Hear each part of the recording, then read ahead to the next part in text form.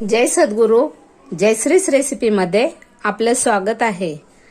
आजची आपली रेसिपी आहे नमकीन मसूर।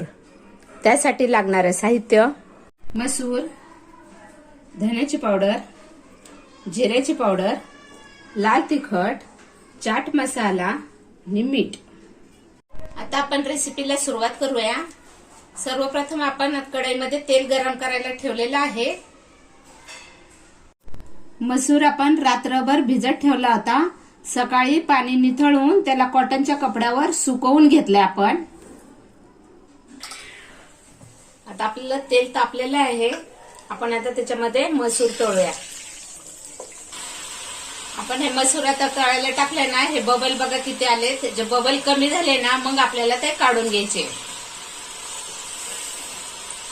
बबल पूर्ण संपले की त्याचे काय होतं, मसूर क्रिस्पी होतं। असं आपला मसूर झालेला आहे। सर्व तेलात तो वर आलेला आहे। छान असा क्रिस्पी झालेला आहे। बबल्स कमी झालेत आणि मसूर तेलामध्ये वर येतो।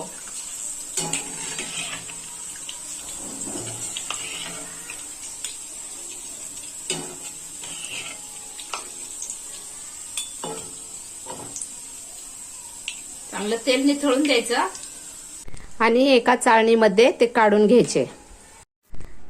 आता आपली सर्व मसूर तळून झालेली आहे। आपण आता याला थंड करून घेऊया।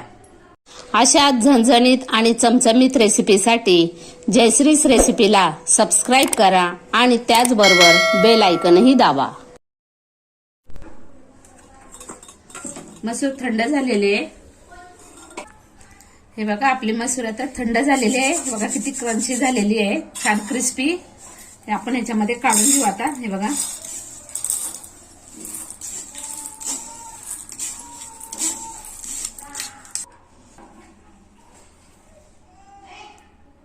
आपण आता आहे 1 चमचा धना पावडर टाकूया याच्यामध्ये।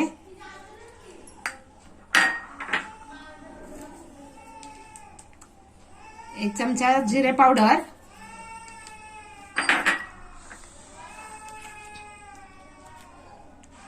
चाट मसाला 1 चमचा आणि 1 चमचा लाल मिरची पावडर।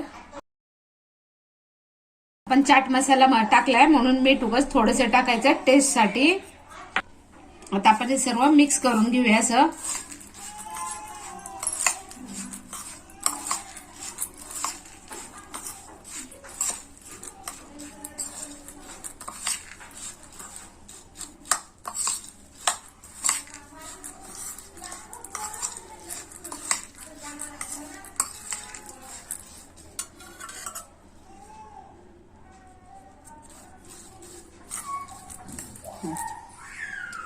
तयार आहे आपले नमकीन मसूर।